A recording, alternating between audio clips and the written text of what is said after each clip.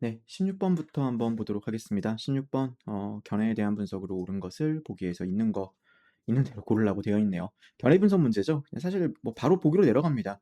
그럼 이제 이렇게 나와 있거든요. "갑과 을이 동의한다. 불안이 처벌의 감경 여부를 결정하는 데 영향을 미쳐야 한다." 갑에 올라가서 보는 거죠. 자, 불안이라는 감정의 상태에 있다라는 것은 처벌의 감경 사유로 작용해야 된다. 불안이 영향을 미쳐야 된다. 갑은 동의한다. 맞는 내용인 것 같아요. 그리고 거기 뭐 확실하게 파악할 수 있는 뭐 그런 거는 아예 그냥 나와 있지가 않습니다. 문제는 을이에요. 을 이렇게 말하거든요. 아예 제가 체크도 안 했는데 "어떤 역할도 해서는 안 된다."라고 나와 있잖아요, 처벌 결정하는 데 있어 가지고요. 그리고 미묘해서 뭐 구분이 힘들 수도 있다. 근데 중요한 거는 "어떤 영향도 미쳐서 안 된다."라고 말하고 있어요. 근데 이거는 그 구분해야 되는 게 이런 거 수 있다기 때문에 확실하게 그렇다라는 것도 아니고 이유인 거죠, 이유. 중요한 거는 이 사람의 견해는 "어떤 역할도 해서는 안 된다."예요. 처벌을 결정하는 데 고려해야 될 유일한 요소는 피해 정도다라고 말하는 거잖아요. 그럼 불안이 감경 여부 결정하는 데 영향을 미쳐야 한다는 데서 을이 동의할까요? 아니죠. 기억 틀린 거예요. 그럼 기억 있는 거 그냥 지워 버리시면 됩니다. 그 니은 봤는데 "을이 동의한다."라고 되어 있는데 위법 행위자의 불안의 정도가 피해 정도와 비례관계가 있어야 된다고 말하고 있는데 을 지금 읽은 거에 보니까 그런 내용 안 나와 있잖아요. 피해의 정도와 처벌의 정도가 비례해야 된다고 되어 있지 불안의 정도와 피해의 정도 비례관계 아예 안 나와 있는 걸 그래서 그냥 틀렸다. 정답 몇 번이다? 2 번. 이렇게 풀었습니다. 이런 문제가 나와 가지고 이것도 사실 역추론이죠. 수로를 보고 정확한 판단을 하는 거거든요. 이런 문제를 빠르게 풀 수 있어 가지고 시간을 세이브하는 겁니다. 그렇게 됐을 때 나머지 그 시간을 좀 여유 있게 활용할 수가 있는 거죠. 해설도 지금 1분 50 초밖에 안 걸렸어요. 17번 문제 한번 보도록 하겠습니다. 견해로부터 사례를 판단한 것으로 옳은 것을 보기에서 고르라고 되어 있네요. 자, 이것도 뭐 그냥 지금 읽은 거고 실제로는 견해 사례 나와 있구나. 그다음에 기억 보니깐요.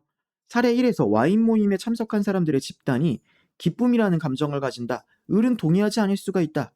기쁨이란 감정을 가진다. 어떻게 말하는지를 봐야죠. 집단 감정은 존재해요. 특정한 감정을 느낄 때 그 감정을 가진다라고 되어 있는 거예요. 그럼 느껴야지만 감정을 가지는 겁니다.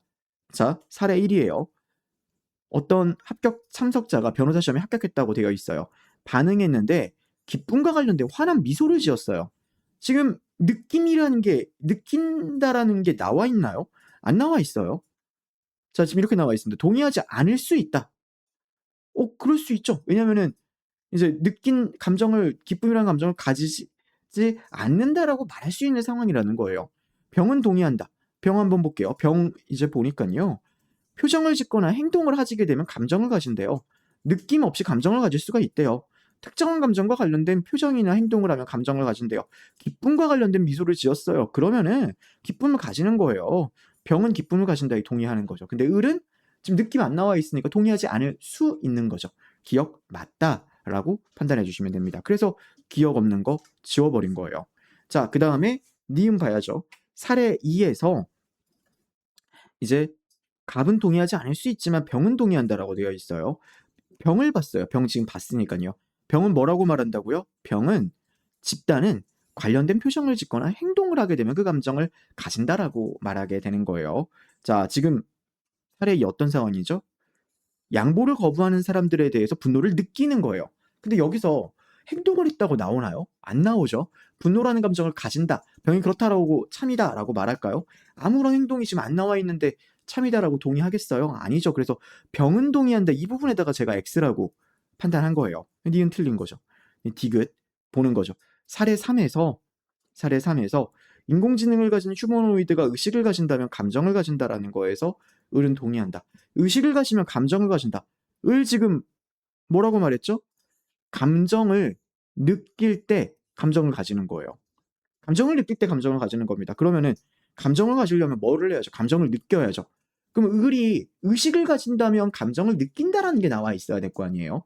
그런 내용 사례 3에서 휴머노이드 있고 의식을 가지고 있진 않는다라고만 나와 있어요. 어디에도 지금 여기도 안 나와 있고 일부분에서 의식을 가지면 감정을 느낀다라는 말 안 나와 있죠. 을은 동의한다라고 할 수 없죠. 지워지는 거예요. 정답은 몇 번? 1 번. 이렇게 풀면 됩니다. 지금 해설하는데도 시간이 두 문제 풀었는데 5 분이 안 됩니다. 이쪽 부분을 정확하게 했어야 돼요. 어렵지 않았습니다. 작년과 좀 공통된 부분이 있어요. 작년에도 앞쪽 문제들이 오히려 좀 어려웠던 측면이 있습니다. 그리고 논증 부분이 별로 안 어려웠어요. 올해도 마찬가지예요. 논증을 제대로 이해하고만 있으면요, 이런 판단을 할 때 거리낄 게 없어요. 저도 논증에 대한 확신이 있으니까 지금도 이제 단톡방에서 물어보셨는데, 이런 선지 보고 견해로 올라가서 역추론적 사고를 통해서 문제 해결하려면요, 논증과 이런 문제 구성에 대한 확신이 있어야 됩니다. 사실 그리고 그거는 논증에 대한 이해도를 높여야 돼요. 자, 기억 한번 이제 다음 문제 판단해 볼게요. 어떻다고 하면은 사후 설정 변경에 해당한대요. 그럼 위에서 뭐를 찾아야죠? 사후 설정 변경의 원리를 찾아야 됩니다. 처음부터 사후 설정 변경을 찾으려고 하니까 이게 좀 아쉬웠던 거는 사후 설정 변경에 작은 따옴표 등이 쳐져 있지 않더라고요. 작은 따옴표 등이 쳐져 있지 않아 가지고 찾는데 좀 오래 걸렸습니다. 그래도 사후 설정 변경이라는 걸 찾았고, 사후 설정 변경은 이미 성립한 걸로 기술된 사실이 작가의 의도로 후에 뒤집히는 현상이라고 되어 있습니다. 이미 성립한 것이 나중에 뒤집히는 걸 뭐라고 한다고요? 사후 설정 변경이에요. 자, F의 후속 작품에 명시적으로 포함되지 않은 진술이 추가돼요. 이게 없는 게 추가되는 거지 설정 변경인가요? 성립된 게 뒤집히는 건가요? 그거는 아니라는 거죠. 그래서 기억 아니다. 바로 쉽게 판단을 했어요. 기억이 있는 거 지워집니다. 그럼 뭐만 보면 되죠? 디귿만 보면 되는 거예요. 지금 제가 시험장에서 니은 같은 거 판단 전혀 안 했습니다. 이런 걸 안 해야지 시간이 남는 거예요. 디귿, A와 B에 들어갈 표현은 각각 거짓과 참이라고 되어 있습니다. 기억과 디귿, 기억과 A와 B를 봤어요. A와 B를 보니까요, 이렇게 되어 있더라고요. 자, 마지막 사건은 애초에 홈즈는 추락사하지 않았다는 명제를 포함한다라고 이해하면 진술은 거짓이다 뭐 이렇게 돼 있더라고요. 지금 마지막 사건이 어떻게 돼 있는지를 보니깐요, 지금 위에서 보니까 마지막 사건에서 홈스가 절벽에서 추락사한 것으로 이제 나왔습니다. 지금 이제 니은 부분은 기억 부분을 보려고 이제 읽다가 어 그냥 읽지 않아도 되겠다고 생각해 가지고 넘어갔습니다. 기억 부분 처음에 봐고요. 왜냐면은 '지웠던 거 내가 놓쳤구나.' 생각해 가지고 '니은을 볼 필요가 없구나.' 생각을 했어요. 그다음에 이제 근데 이게 지금 보니까 이 문장이랑 마지막 지금 판단했던 거는 마지막 사건에서 홈스가 절벽에서 추락사한 걸로 기술이 되어 있대요. 근데 밑에 애초에 마지막 사건은 홈스가 추락하지 않았다라는 명제를 포함했다라고 이해하니까 이 앞뒤가 잘 구분이 안 되는 거예요. 어떤 거를 참이라고 해야 되고 어떤 걸 거짓으로 해야 되는지 두 문장이 비슷해 보이는 거죠. 그래서 위쪽을 더 읽었습니다. 위쪽을 더 읽었어요. 더 읽으니까요, 지금 이쪽 동그라미 기억 부분이 중요한 게 아니었고 이제 여기 있는 부분을 초점에 맞췄죠. 평가 시점에 따라 가지고 참거짓을 달리할 수가 있다라고 되어 있네요. 비가 온다라는 진술이 어제는 거짓이면 오늘은 참일 수 있는 것과 마찬가지래요. 사후 설정 변경이 있었으면 여기다 동그라미 쳐놨죠. 사후 설정 변경 이전에서는 참이지만 변경 이후 시점에서는 거짓으로 판단해야 되는 거예요. 자, 빈집의 모험이라는 게 나오고, 빈집의 모험이라는 거 보니까 그런 일이 없었던 걸로 기술되는 게 사후 설정 변경이래요. 그러면은 이제 여기 있는 내용이 적용돼야 되는 거예요. 그러면은 마지막 사건에 홈스가 추락했다라는 것은 사후 설정 변경 이전에는 참이지만 변경 이후에는 거짓인 거예요. 추락사하지 않았다라는 것은 사후 설정 변경 이후에는 참이지만 이전에는 거짓인 거죠.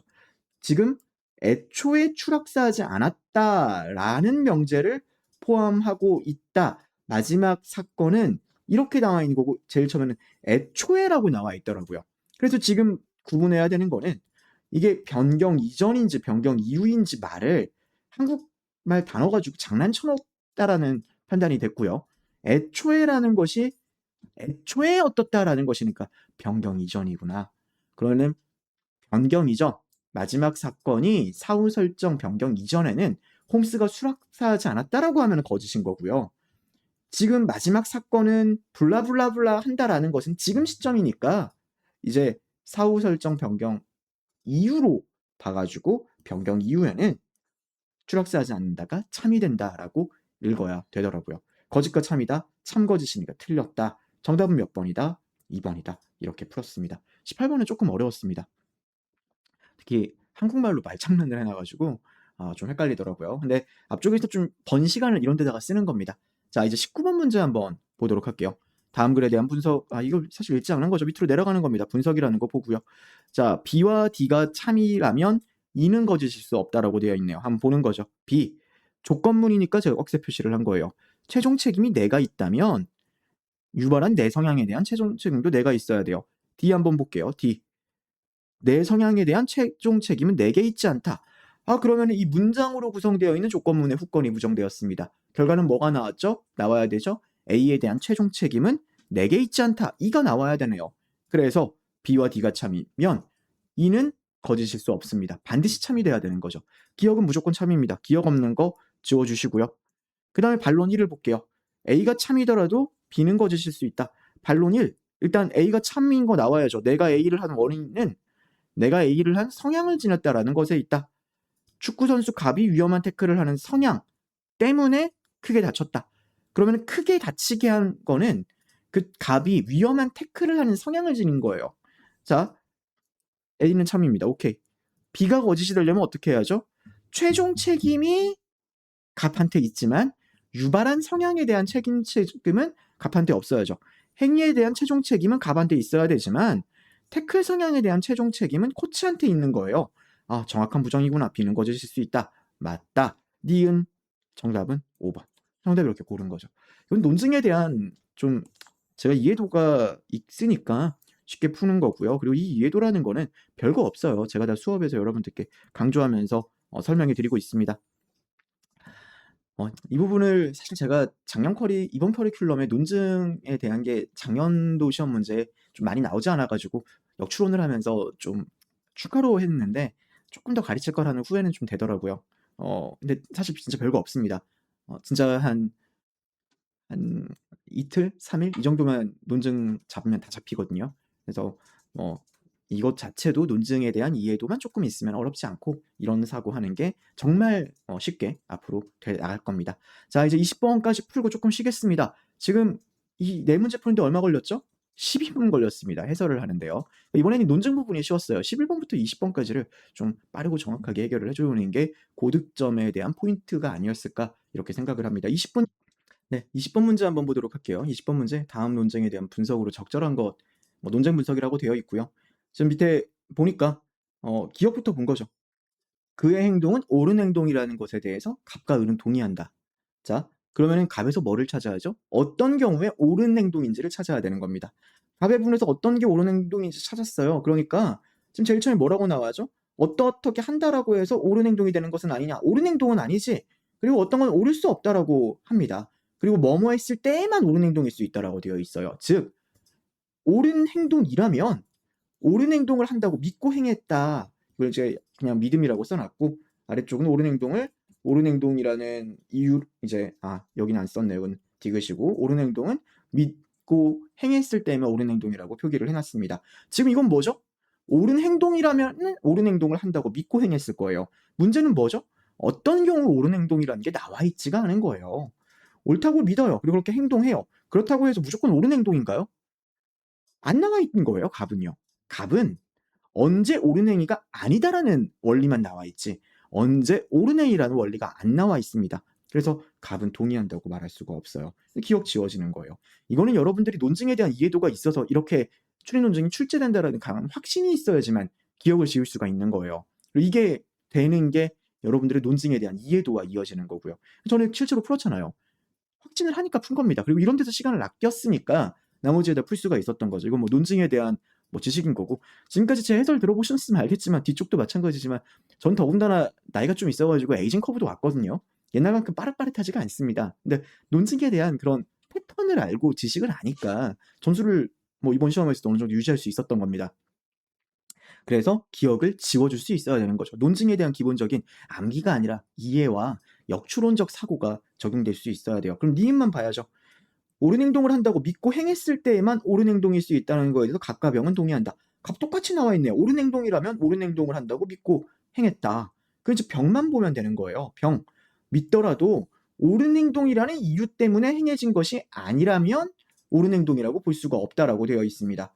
자, 이렇게 신고했다고 하면 옳은 행동이라고 할 수가 없어요. 자, 옳다고 믿었기 때문에 행한 행동이어야지만 이유가 그래야 된다고 되어 있습니다. 그럼 병은 지금 뭐라고 말을 하는 거죠? 옳은 행동이라면 병은 옳은 행위를 해야 돼요. 그리고 그것을 믿어야 돼요. 그리고 그 이유 때문에 행해야 된다가 추가되는 겁니다. 그러면 당연히 옳은 행동을 한다고 믿고 행했다라는 게 필요 조건이 되는 거에 대해 가지고는 병 역시도 당연히 동의하겠죠. 이해되시나요, 여러분들? 자, 병은 옳은 행동이라면 내가 옳은 행동을 한다고 믿고 행하고 그리고 그 옳은 행동의 이유가 옳다고 믿었기 때문이어야 되는 거예요. 그게 추가되어 있는 것뿐인 거죠. 지금 이 내용에 대해서는 당연히 동의하는 거고 그 이유라는 필요 조건을 추가로 요구하는 거죠. 병 역시도 당연히 동의하는 겁니다. 역시 이 판단을 하기 위해서도 여러분들이 논증에 대한 확신이 있어야 합니다. 그러면은 기억 틀리고 니은 맞구나. 정답 몇 번이다? 4번 고르고 넘어가 줄 수가 있는 거예요. 자, 이렇게 풀어 주시면 됩니다. 얼마 안 걸렸죠? 이제 나머지 21번부터 5개의 문제 또 이어서 한번 풀어 보도록 하겠습니다.